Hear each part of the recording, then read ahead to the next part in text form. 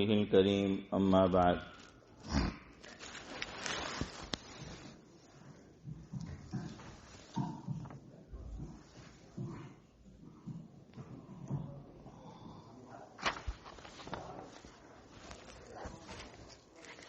بسم اللہ الرحمن الرحیم۔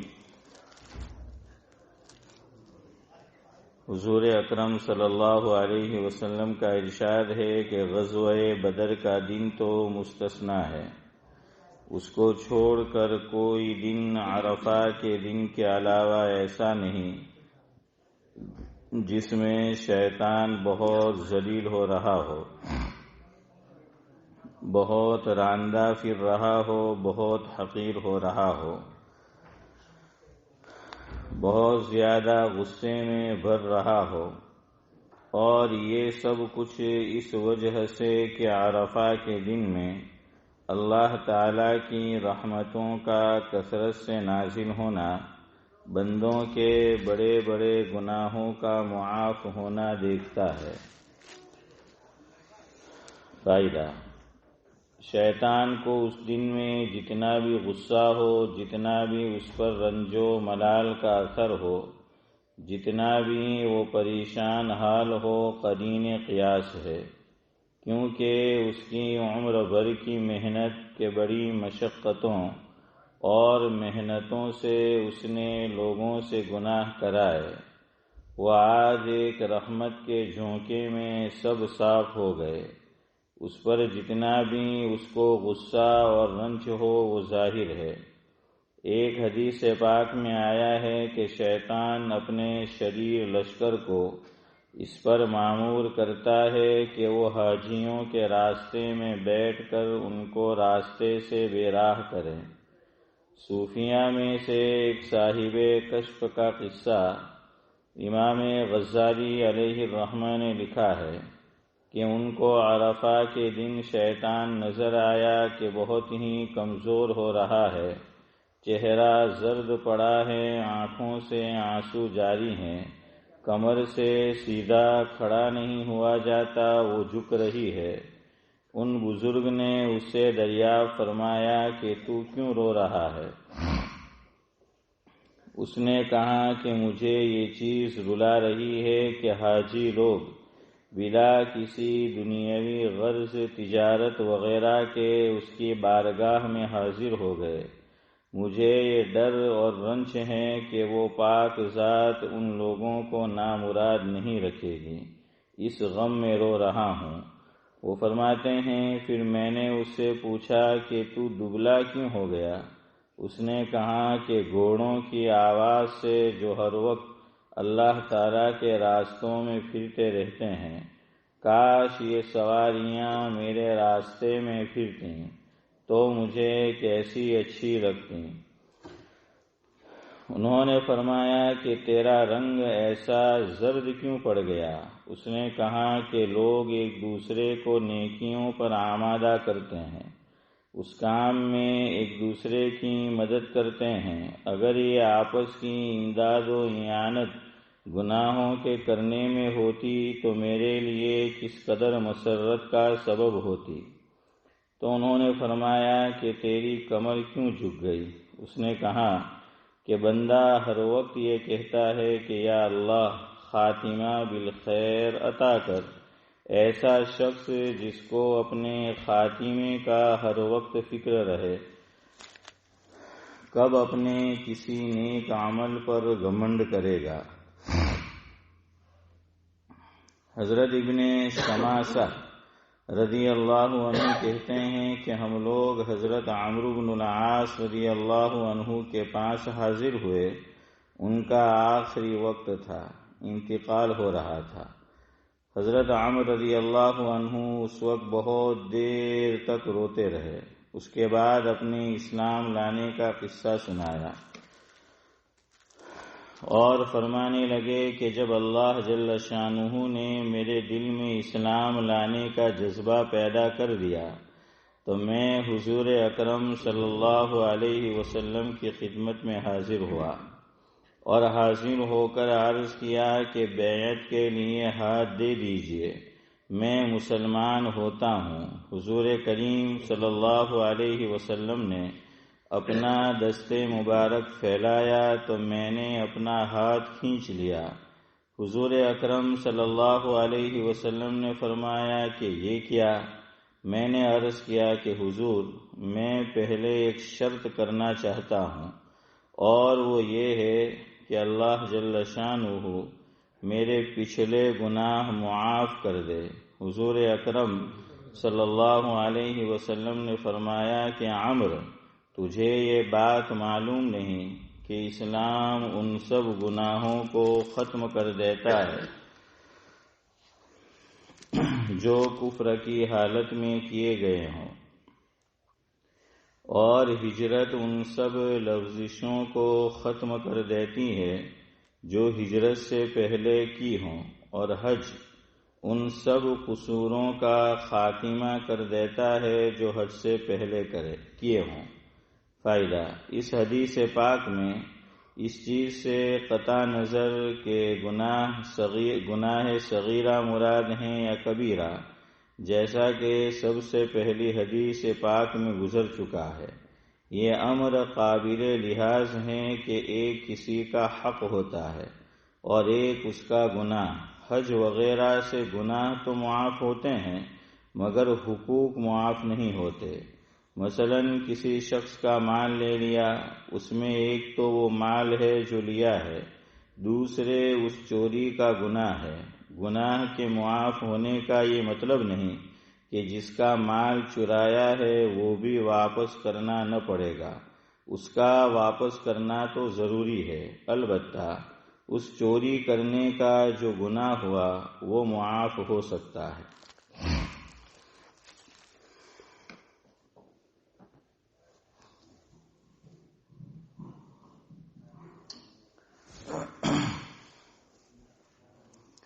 بزرگان محترم، اسلام میں عبادات کی 3 قسمیں ہیں۔ نمبر 1 جانی عبادت، نمبر 2 مالی عبادت، اور نمبر 3 جان اور مال دونوں کا مرکب، یعنی ایسی عبادت کہ جس میں جان بھی لگتی ہے اور مال بھی لگتا ہے۔ جانی عبادت کہ جس میں صرف جان لگتی ہے، مال نہیں لگتا، وہ نماز ہے۔ نماز کے اندر کیا لگتا ہے؟ جان لگتا ہے، جان لگتی ہے، مال نہیں لگتا، یہ جانی عبادت ہے۔ روزہ کیا لگتا ہے؟ ہاں، اور مسیح الامت حضرت مولانا مسیح اللہ خان صاحب رحمۃ اللہ علیہ تو فرماتے تھے کہ اسلام میں اگر کوئی سب سے آسان عبادت ہے تو وہ روزہ ہے۔ وہ کیا فرماتے تھے کہ سب سے آسان اگر کوئی عبادت ہے، یعنی جو فرض ہے، جس کا کرنا ضروری، وہ عبادت، کہ جو عبادات اللہ تعالیٰ نے کمپلسری کر دی ہے، فرض کر دی ہے، ضروری قرار دی ہے، اس میں سب سے سہل اور سب سے آسان اگر کوئی عبادت ہے تو وہ روزہ ہے۔ دلیل کیا؟ تو حضرت دلیل دیتے تھے، خلاصہ اور مفہوم یہ ہے، نماز کچھ کرنے کا نام ہے۔ نماز کس کا نام ہے؟ کچھ کرنے کا نام ہے۔ نماز میں کچھ کرنا پڑتا ہے، بہت کچھ کرنا پڑتا ہے، لیکن روزہ کرنے کا نہیں بلکہ ترک کرنے کا نام ہے۔ روزہ کرنے کا نہیں بلکہ چھوڑنے کا نام ہے، ترک کرنے کا نام ہے۔ کیسے؟ روزے میں کیا کام نہیں کرنے ہوتے؟ 3 کام نہیں کرنا ہے، یہی لکھا ہوتا ہے نا کہ نہیں کرنا ہے۔ نماز میں تو کہ ہاتھ باندھنے ہیں، سجدے کی جگہ دیکھنا ہے، قرات کرنی ہے، تسبیحات پڑھنی ہے، سلام پھیرنا ہے، قول باندھنا ہے، وضو کرنا ہے. تو کرنا حنیف بھائی آیا نا، ہاں یہ کرنے کا نام ہے. اور اب آپ روزے میں بولیے میرے ساتھ جاوید بھائی کہ روزے میں کھانا چھوڑ دینا ہے. نہیں کھانا بولیں گے تو پھر کھانا خراب ہو جائے گا. ہاں اس لیے آپ یہی بولے، چھوڑنا بولے آپ، ہے نا. ہاں جیسے میں نے یہ کرنا اور کرنی آپ کو بلوایا، تو کھانا چھوڑنا ہے، پینا چھوڑنا ہے. اور ایک خاص تعلق نکاح کی وجہ سے شریعت جس کی اجازت دیتی ہے اسے بھی چھوڑنا ہے. تو کرنا آیا کہ چھوڑنا آیا؟ چھوڑنا آیا نا. چھوڑنا ہے، کچھ کرنا نہیں ہے، بس چھوڑنا ہے. اب آپ مجھے بتائیے کرنا آسان ہے یا چھوڑنا آسان ہے؟ جزاک اللہ. ورنہ سعد اللہ صاحب ہوتے تو الٹا ہی بولتے. اچھا ہے کہ نہیں آج؟ تو کیا ہے؟ چھوڑنا ہے. تو فرمایا کہ بہت آسان عبادت ہے، بس اس میں چھوڑ دینا ہے. اور چھوڑنا بھی آسان اس لیے کہ چھوڑنے سے پہلے ٹنکی فل کر لیتے ہیں سحری میں. ہاں حضرت فرماتے تھے کہ اس جہنم کا دروازہ تو بند ہو جاتا ہے لیکن اس جہنم کا دروازہ نہیں بند ہوتا. وہ بند ہونے سے پہلے فل بھر لیا جاتا ہے، فل کر لیا جاتا ہے. جیسے اونٹ کہتے ہیں کہ کئی دن تک رن کے اندر، میدان کے اندر، جنگلات کے اندر بغیر کھائے پیے بھی وہ چل سکتا ہے. کیوں؟ وہ پہلے سے کیا کر لیتا ہے؟ ارے وہ مجھے ورڈ یاد نہیں آ رہا ہے. اسٹوک کر لیتا ہے. وہ پہلے سے جو ہے وہ اسٹوک کر لیتا ہے. تو اسی طرح ہمارا بھی جو ہے وہ یہی حال ہے کہ سحری کے لیے اس میں بھی داخل ہوں کہ پہلے سے اتنا جو ہے وہ فل کر لیتے ہیں. اور پینا وہ بھی فل. بہت سے لوگ، بلکہ ہمیں تو ماں باپ سکھاتے تھے بچپن میں، روزے فرض نہیں تھے تو زبردستی ہم کرتے تھے ماں باپ سے کہ ہم کو اٹھانا ہے، اور اگر نہیں اٹھایا تو صبح اٹھ کے پورا گھر سر پہ اٹھا لیتے تھے. عارف بھائی پورا گھر جو ہے وہ سر پہ اٹھا لیتے تھے. تو اب ماں باپ کو اٹھانا پڑتا تھا. اب اٹھتے نہیں تھے تو وہ اچک کر وہیں کھنچے کے پاس لا کر بٹھا دیتے تھے، کھانچے کے پاس کہ اب کھاؤ. اور بعض ماں باپ جو ہے وہ کھلاتے بھی تھے. جا کے پھر سو گیا تو اٹھاتے تھے کہ اب 5 منٹ باقی سے ہم کہ 2 منٹ باقی سے. کیا پلاتے تھے، ہے نا. وہ عادت پڑی ہوئی ہے تو آج بھی قائم ہے. آج بھی ہم لوگ اخیری کام کیا کرتے ہیں؟ ڈاکٹر صاحب یہی کرتے ہیں کہ وہ پانی پیتے ہیں. تو کھانا بھی کھا لیا، پانی بھی پی لیا، وہ پہلے سے وہ وقت آئے اس سے پہلے. تو خیر بہرحال اب چھوڑنا جو ہے وہ آسان ہے.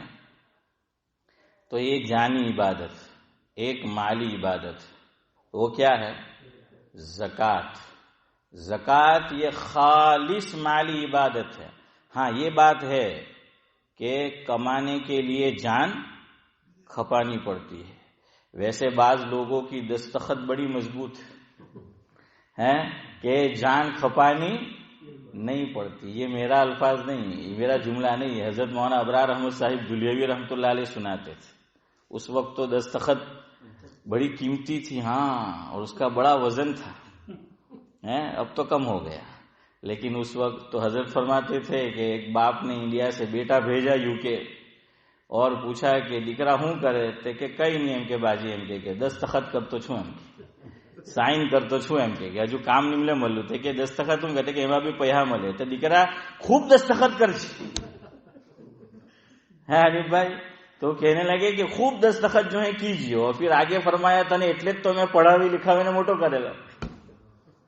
تو بہرحال کچھ کی نہیں بھی لگتی جان، لیکن زکوٰۃ بہرحال خالص مالی عبادت. اور حج اس میں جان بھی لگتی ہے اور مال بھی، اور اب تو اتنا مال لگتا ہے کہ دے تو کچھ رہتا ہی نہیں ہے۔ 12,000 پاؤنڈ ہے اس سال حج کی، اور اس سے کم جو ہے وہ 10,000 ہے۔ اب آنے والی ہماری نسل بیچاری کیا کرے گی؟ کتنا مہنگا حج ہوتا جا رہا ہے۔ 12,000 پاؤنڈ ایک آدمی کا۔ تو بہرحال حج، اس میں جان بھی لگتی ہے اور مال بھی لگتا ہے۔ اسی طرح ایک عبادت ہے قربانی، اسی کا آج تذکرہ کرنا انشاءاللہ۔ قربانی کے اندر کیا لگتا ہے؟ ہمارا تو صرف مال لگتا ہے، لیکن شریعت یہ چاہتی ہے، کمپلسری نہیں ہے۔ ہاں کمپلسری ہوتا ہے تو ہمارے لیے مشکل بھی ہو جاتا ہے اشرف بھائی، لیکن شریعت یہ چاہتی، ایک چاہت ہوتی ہے۔ جیسے حضور نے فرمایا حدیث پاک میں، ایک بات ایسے یاد آ گئی، مفہوم ہے کہ میں یہ چاہتا ہوں، آپ صلی اللہ علیہ وسلم نے فرمایا میں یہ چاہتا ہوں کہ سورہ یاسین شریف ہر مسلمان کے دل میں محفوظ ہو۔ یہ حضور کی چاہت، کمپلسری تو نہیں کیا، ضروری تو نہیں کیا، لیکن جس سے عشق اور محبت ہو تو اشارہ ہی۔ جاوید بھائی بہت جلدی بولے، تجربہ بولتا ہے۔ تو بہرحال کیا ہے کہ حضور نے فرمایا کہ میری چاہت یہ ہے کہ ہر مسلمان کے سینے میں، دل میں سورہ یاسین شریف محفوظ ہو۔ دل میں محفوظ ہو کا مطلب آپ سمجھ گئے، دیکھ کے پڑھنا نہیں، بلکہ کیا ہو؟ حفظ ہو، زبانی یاد ہو، کہ ہر مسلمان کو سورہ یاسین شریف کیا ہو؟ زبانی یاد ہو۔ تو اگر آپ لوگوں کو یاد ہے تو بہت اچھی بات ہے، اور اگر یاد نہیں ہے تو یاد کرو، اور یاد کی تھی کچی پکی ہے تو کیا کر لو؟ پکی کر لو اس کو۔ ہاں کہ یاسین شریف ویسے بھی قرآن کا دل ہے، تو اس لیے حضور نے فرمایا کہ ہر مسلمان کے دل میں پوری یاسین شریف کیا ہو؟ محفوظ ہو، زبانی ہو۔ اور دیکھیں یاد کرنے کے بعد یاد رکھنے کا طریقہ کیا ہے؟ روزانہ پڑھتے رہو، چند دن میں اور آپ اس کو پڑھتے رہیں گے زبانی، تو وہ کیا ہو جائے گی؟ خوب پختہ یاد ہو جائے گی۔ میں جب حافظ ہوا تو استاد مکرم نے جو نصیحتیں کی تھی، اس میں ایک نصیحت یہ تھی کہ بیٹا جب تم پر نماز فرض ہو جائے، کیونکہ میں حافظ ہوا اس وقت 12 سال کا تھا، تو اس سال تو میں تراویح نہیں پڑھا سکتا تھا، تو فرمایا کہ جب تم پہ نماز فرض ہو جائے اور تم تراویح پڑھا سکو تو پھر تراویح پڑھانے کو چھوڑیو مت۔ کیوں؟ کہ اس کی وجہ سے قرآن کریم کیا رہے گا؟ یاد رہے گا، پختہ رہے گا، تازہ رہے گا۔ تو الحمدللہ کئی سال تک حافظ ہونے کے بعد جو ہے وہ پڑھائی، اور اب نہیں پڑھاتا تو گھر میں جو پارا حافظ صاحبان پورا، ہماری مسجد میں 27 کو ختم ہو تو 27، 29 کو تو 29، جتنا پڑھا جاتا ہے اتنا گھر سنا کر آتا ہوں، وہ پورا الحمدللہ میں سناتا ہوں۔ تو اب مصلی پہ تو نہیں سناتا، لیکن گھر میں جو ہے وہ سناتا ہوں میں۔ اور الحمدللہ کووڈ کی وجہ سے، چلے اس سے نقصان بھی ہوا لیکن فوائد بھی ہے، تو کووڈ کی وجہ سے پورا قرآن کریم گھر میں 20 رکعت سنانے کا موقع ملا، اور الحمدللہ پورا قرآن کریم جو ہے وہ سنایا۔ اب آپ کہیں گے کہ مول صاحب پچھاڑی بھول کروا والو ہیں؟ ہاں یہ سوال پیدا ہو تو آپ کو پہلے ہی بتا دوں میں، نورانی بھائی، کہ بھائی پیچھے کون تھا؟ سامنے نہیں، وہ ابراہیم اس وقت تو حافظ نہیں تھا، وہ تو ابھی ہوا۔ تو سامنے کون، پیچھے؟ تو یاد رکھو علماء نے لکھا ایک مسئلہ عورت محرم ہے. تراویح تو مرد ہی سنائے گا، بچہ ہی سنائے گا، لیکن عورت اگر حافظہ ہے اور محرم ہے. کون سی عورت محرم؟ والدہ محرم ہے، بیٹی محرم ہے، بہن محرم ہے، بیوی محرم ہے. تو بیوی سے تو شادی ہو چکی ہماری، وہ محرم ہے. اور دوسری جو عورتیں میں نے نام گنوائی وہ محرم کس کو کہتے ہیں؟ جس سے نکاح نہ ہو، نہ فی الحال نہ فی المعال. دو جملے لکھے علماء نے کہ نہ فی الحال نہ فی المعال. فی الحال کا مطلب تو آپ سمجھ گئے کہ ابھی بھی نکاح نہیں ہو سکتا. کیوں نکاح نہیں ہو سکتا ابھی؟ ایک عورت ہے، چچا کی لڑکی ہے، پھوپھی کی لڑکی ہے، شادی شدہ ہے، تو وہ ہمارے لیے محرم نہیں ہے. ٹھیک ہے، ابھی تو نکاح نہیں ہو سکتا. کیوں؟ اس لیے کہ کسی کے نکاح میں ہے وہ.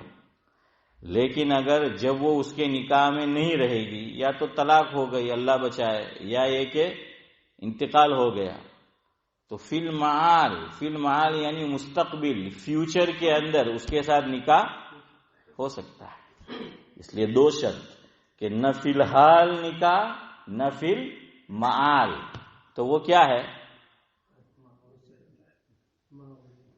اصل میں پرابلم یہ ہے کہ ہم نے سن تو رکھے محرم غیر محرم، لیکن حافظ صاحبان کو مشابہت لگتی، ہم کو بھی لگتی کہ سالو محرم بولو کہ غیر محرم بولو ہیں. تو یاد ہی دیے تھے. تو بہرحال یہ مسئلہ یاد رکھو. ہم لوگ یہ سمجھتے ہیں جیسے عورت، دو چیز الگ الگ ہے. عورت اگر نماز میں داخل ہے، نماز کے اندر حصہ ہے وہ، اور امام صاحب کو کوئی غلطی واقع ہو گئی، سہو ہو گیا امام صاحب کو، مرد تو زبان سے لقمہ دے گا، لیکن عورت کیا کرے گی؟ ہاں، اس طرح. تو اب یہ سمجھنا ہے، یہاں مس انڈرسٹینڈنگ ہو سکتی ہے کہ عورت تو بول نہیں سکتی نماز میں، لقمہ زبان سے نہیں دے سکتی. اب آپ کہیں گے کہ ایک دم پیچھے ہے اور یوں یوں یوں کیا، امام صاحب کو کہاں سنائی دے گا؟ تو اللہ بھائی تینا پہلا مردونی صف تو ہے نا، تو تنے مرد بناو لو ہوں کو ڈھاکڑی نے یوز کرنی ہے. تو بھائی وہ پیچھے سے تو بول، صرف اتنا ہی بولنا ہے. کیا بولنا ہے؟ امام کو لقمہ دینا ہو تو کیا بولنا ہے؟ ہاں، سبحان اللہ. تو بول، اتنا مرد کو سمجھنا ہے کہ یہاں سے یہاں تک آواز نہیں آئے گی تو مرد تو ہوگا نا. یا عورت پیچھے ہے تو وہ اگلے والی عورت اس کو دیکھ کے کرے گی، اور اس طرح سے جو ہے وہ میسج پہنچے گا. لیکن محرم مرد ہو نماز پڑھانے والا اور پیچھے سب محرم کھڑے، غیر محرم نہیں ہے. جیسے گھر میں تراویح کی مثال دے رہا ہوں کہ گھر کے افراد پڑھ رہے ہیں، سب محرم ہے، جتنے مرد ہے جتنی عورت ہے سب آپس میں محرم ہے. جیسے میں، میرا بیٹا، میری بیٹیاں، گھر والی، تو یہ سب ہم آپس میں محرم ہیں. اب عورت لقمہ دینا چاہے، تراویح پڑھانے والا لقمہ اس کو لگ جائے، سہو ہو جائے، تو عورت زور سے لقمہ دے سکتی ہے. فرق سمجھنا لیکن کہاں، جبکہ سارے لوگ کون سے ہو وہاں پر؟ محرم ہو. اور غیر محرم ہو تو پھر یہی مسئلہ ہے، کیونکہ عورت کی آواز بھی کیا ہے؟ عورت ہے. عورت کی آواز بھی کیا ہے؟ عورت ہے. عورت کا کیا معنی؟ پردہ. عورت کا معنی پردہ. تو عورت کی آواز بھی عورت ہے اسلام میں. بلا ضرورت جو ہے ہاں وہ بات چیت نہیں کرے گی، ضرورت کے وقت جائز ہے غیر محرم سے. تو خیر اس وقت وہ لقمہ دے سکتی ہے. یہ تو جب عورت محرم حافظہ پیچھے کھڑی ہو تو وہ حافظ صاحب کو لقمہ دے گی. لیکن عورت کھڑی ہے پیچھے اور مرد بھی اگر کھڑے ہیں محرم لیکن کوئی حافظ ہی نہیں ہے، تو اب وہ حافظ صاحب کیا کرے؟ پڑھتا رہے. جہاں اس کو ایسا لگے کہ بھائی کچھ گڑبڑ ہے غلطی وہ عام طور پہ پتہ چل جائے. حافظ صاحب کو پوچھو وہ پتہ چل جاتا ہے. جو حافظ ہیں نا وہ جانتے ہیں, ان کو پتہ چل جاتا ہے کہ میرے پڑھنے میں کیا ہوا ہے, کچھ ادھر ادھر جو ہے وہ ہو گیا ہے. اس کو عام طور سے وہ حافظ صاحب کو پتہ چل ہی جاتا ہے. تو بھائی سلام پھیرنے کے بعد کیا کرے, قرآن شریف میں دیکھ لے اور اگلی رکعت میں کیا کر لے, دوہرا لے. اب آپ کہیں گے کہ 20ویں رکعت میں ایسا ہوا تو کیا مسجد میں نہیں ہوتا ایسا؟ اس کا جواب یہ ہے مسجد میں نہیں ہوتا ہے. اور اس حصے کو کب پڑھا جاتا ہے, دوسرے دن جو ہے پڑھا جاتا ہے. اب کوئی عقل کا بدھو یہ کہے کہ آخری دن ہوا تو بابا وہ تو سب کو یاد ہے کلوز ربی الناس, اس میں کون غلطی کرے گا, اور اگر کرے گا بھی تو اس کو پتہ چل جائے گا. اب آپ کہے کہ بھائی دوسری رکعت میں کھڑا ہوا اور کم از کم 3 آیت تو جو ہے وہ پڑھنی ہے چھوٹی, اور وہ اتنا پڑھ نہیں سکا اور سہو لگ گیا, گاڑی آگے نہیں جا رہی ہے, تو کہیں سے بھی پڑھ لے. مثال کے طور پر 24واں پارہ پڑھ رہا تھا دوسری رکعت کے اندر, اب آگے گاڑی چل ہی نہیں رہے, وہ پڑھ جو ہے وہ نہیں پا رہا ہے, تو شروع کر دے الم نشرح, شروع کر دے والتین والزیتون, شروع کر دے الم تری, اور پھر اس کے بعد رکعت کو پوری کرے, اور پوری کرنے کے بعد کیا کرے دیکھ لے اس کے اندر. تو بہرحال یہ اجازت دی ہے فقہا نے, لیکن اچھا خاصا یاد ہو. ایسا نہیں کہ آپ یہ مسئلہ سن کر جس کو یاد نہیں ہے وہ تو ہر 2 رکعت میں مت مارے گا. سمجھ آیا؟ ہاں, اس لیے اتنا بھی یاد رکھیو کہ جس کو اپنے اوپر کیا ہو, کانفیڈنس ہو, جس کو قرآن کریم ماشاءاللہ پختہ یاد ہو, پھر کہیں جو ہے مشابہت لگ جائے, غلطی جو ہے وہ لگ جائے تو وہ الگ بات ہے. لیکن ہے ہی جس کو کچا, تو پھر اس کو بولو کہ بچہ تم کیا کرو کہ سناؤ علم ترہ سے یا یاسین شریف, جو یاد ہے وہی جو ہے وہ تم پڑھتے رہو, خامخواہ جو ہے اس کی ہمت نہ کرو. بہرحال تو میں آپ کو یہ بتا رہا تھا کہ عبادت کیا ہے, قربانی اس کے اندر ضروری تو قرار نہیں دیا, لیکن اس کو چاہا گیا ہے کہ قربانی کا جانور پہلے سے خرید کر رکھو. کیا کرو, چند ہفتوں پہلے, چند مہینوں پہلے خرید کر رکھو, اور اس سے خوب لاڈ لڑاؤ, خوب پیار کرو اس سے, قربانی کے جانور سے, اس لیے کہ اس کی عبادت یہ ہمارے لیے ذریعہ عبادت بننے والا ہے. خوب لاڈ لڑاؤ, خوب پیار کرو, اتنا پیار کرو, اتنے لاڈ لڑاؤ, اتنا اسے کھلاؤ پلاؤ, اتنا اس کے ساتھ وقت خرچ کرو کہ جب تم بقرعید کے دن اس کے گلے پر چھری پھیرو تو یوں محسوس ہو کہ تم نے اپنے دل پہ چھری پھیری.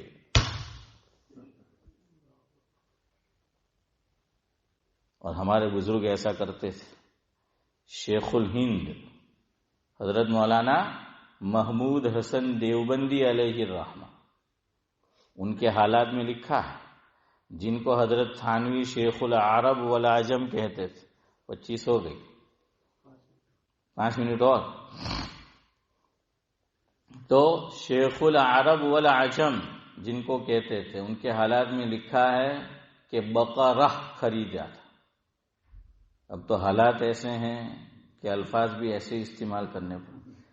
چھوٹی کاف والا بکرا نہیں, بلکہ یہ کون سا فاروق بھائی, بڑی قاف والا بقرہ. کیا معنی؟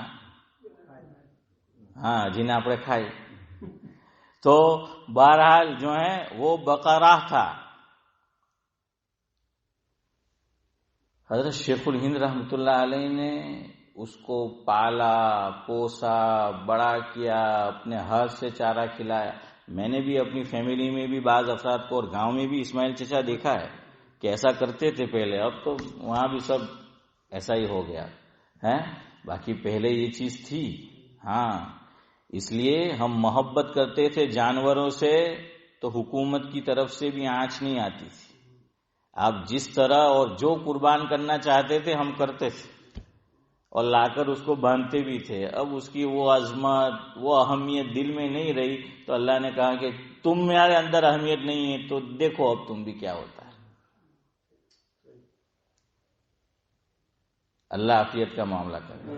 اب دیکھیے ہم ترس گئے کھانے کو وہاں، اس لیے کہ بکرے میں تو کتنا گوشت آئے گا. ایک تو مہنگا آتا ہے اور گوشت کم پڑتا ہے، اور ہمارے گھر میں فریج بڑا ہوتا ہے. اب آپ سمجھ گئے کیا کہنا چاہتا ہے. ہاں، وہ ایک لطیفہ لکھا ہے فاروق بھائی کہ ایک صاحب کا انتقال ہوا، لطیفہ ہے. ہاں، اب وہ حدیث میں آیا ہے، گرچہ اس پر کلام کیا ہے کہ یہ جانور پل صراط پہ کیا بنے گا. ہاں، گرچہ اس پہ کلام ہے لیکن لطیفے کے لیے آپ کو سنا رہا ہوں.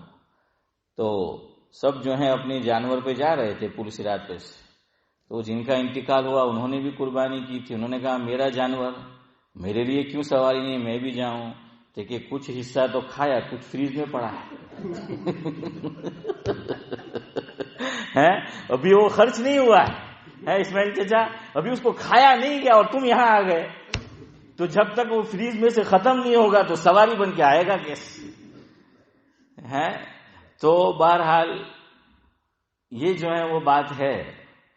اب پہلے ہم بھینس کا گوشت نہیں کھاتے تھے، پاڑے کا نہیں کھاتے تھے، اور ہمیں خود یاد ہے میں تراج میں پڑھتا تھا نا، تو تراج کے اندر پاڑے کا گوشت بھی مدرسے میں کھلاتے تھے. اور طلبا اتنی نزاکت کے پوچھیے مت، خدا جن کو حسن دیتا ہے تو نزاکت آ ہی جاتی ہے نا. تو ویسی جو ہے وہ بات ہے. تو طلبا بھی بڑی جو ہے وہ نزاکت کرتے تھے. اچھا، پاڑے کا گوشت ہو بھینس کا تو وہ طلبا کو پتہ چل جاتا تھا. کیسے؟ وہ اچھا خاصا لال ہوتا ہے، دیکھنا آپ، اچھا خاصا لال ہوتا ہے، اور اس کی جو بوٹی ہوتی ہے وہ بھی ذرا سخت ہوتی ہے اس کے مقابلے میں، اور کچھ بڑی بھی جو ہے وہ ہوتی ہے، وہ پتہ چل جاتا ہے. دیکھیں تو એમ કે પાડા નું ગોશ આજે મધે સવારે રાંધો કે આપણે નહીં ખાવાનું ચાયલા. اب سب ایسا نہیں کرتے تھے. ادھر دیکھو، جس کا یہ کیا ہوتا تھا، یہ بھرا ہوتا تھا، وہ مستی کر رہا تھا. ہاں، چونکہ ہے وہ بھرا ہوا ہے تو وہ مستی کرتا تھا کہ اب نہیں کھانا ہے، جا کے وہ کھاتا تھا پھر جہاں کھانا ہے وہاں. لیکن اب جس کے پاس نہیں ہے تو مرتا کیا نہ کرتا. تو اب تو جو ہے وہ وہی جو ہے وہ کھائے گا، وہ کھاتا تھا. اسی طرح ہمارے بڑے لوگ بھی نہیں کھاتے تھے، لیکن اب دیکھیے حالات ایسے ہو گئے کہ وہ بقرہ کٹتا نہیں ہے. بکرا کٹتا ہے تو اس میں سے گوشت ملتا نہیں ہے. تو اب کیا ہوا، اسی بڑے یہ بھینس اور پاڑے کو اب خریدا جاتا ہے، اور وہ بھی اتنا مہنگا ہے. تو ایک صاحب مجھ سے پوچھنے لگے کہ مر صاحب આપણે બધા ચંદો કરીને બધા પૈસા કાઢીને કરે તો કરે કે નહીં કરી શકે. میں کہ ہاں કરી શકે، પણ ایک વસ્તુનો ખ્યાલ રાખવું પડે. اب مجھے وقت کا خیال ہے، اب وہ کیا خیال کرنا ہے وہ میرا خیال ہے کہ کل پہ رکھیں ہیں. تو انشاءاللہ تو بہرحال یہ 3 قسم کی عبادت ہے. مجھے آج آپ کو حفیظ جالندھری کے اشعار بھی سنانے تھے، لیکن بڑے میاں نہیں تھے تو میں نے چھوڑ دیا سعد اللہ صاحب. تو بہرحال کل انشاءاللہ آپ کو بڑی اچھی بات لکھی ہے. قربانی کا پورا خلاصہ اشعار میں وہ شاعر نے پیش کر دیا ہے، حفیظ جالندھری نے. اور ہمارے ابراہیم بھائی شیخ وہ سعد اللہ صاحب کو اشعار بہت پسند ہے، تو کہتے ہیں کہ سعد اللہ جالندھری. ابراہیم بھائی شیخ کیا کہتے تھے کہ سعد اللہ جالندھری. تو بہرحال اللہ تبارک و تعالیٰ نے یہ قربانی جو فرض کی تو چاہت یہ ہے کہ اس کو کیا کرو، محبت کرو، پال پوس کر. تو اس میں کیا لگے گا، جان بھی لگے گی اور مال تو لگے گا ہی. اور کچھ نہ کر سکو تو حضرت فاطمہ سے اللہ کے نبی نے فرمایا یہ ہمارے لیے اگر کر سکو کہ جب تیری قربانی کا جانور ذبح ہو رہا ہو فاطمہ اس کے پاس کھڑی رہے. اس سے اگلا درجہ کہ خود ذبح کرے، خود ذبح نہیں کر سکتے تو کم از کم کھڑے رہے. تو اگر آپ جا سکتے ہو، کیا بولتے ہیں، سلوٹر ہاؤس، ہاں سلوٹر ہاؤس جا سکتے ہو تو ہاؤس چھوڑو اور سلوٹر ہاؤس جاؤ اور کم از کم اپنی قربانی کے جانور کے پاس کیا کرو. اجازت ملتی ہو تو مجھے نہیں معلوم یہاں دیتے ہیں کہ نہیں، ملتی ہو کچھ ہو تو کم از کم نہیں ملتی. چلے بہرحال سبحان اللہ و بحمدہ سبحانک اللہم و بحمدک نشہد ان لا الہ الا انت نستغفرک. تو کچھ لوگ جاتے ہیں نا وہ یوں جاتے ہیں، خالی گوشت لینے جاتے ہیں.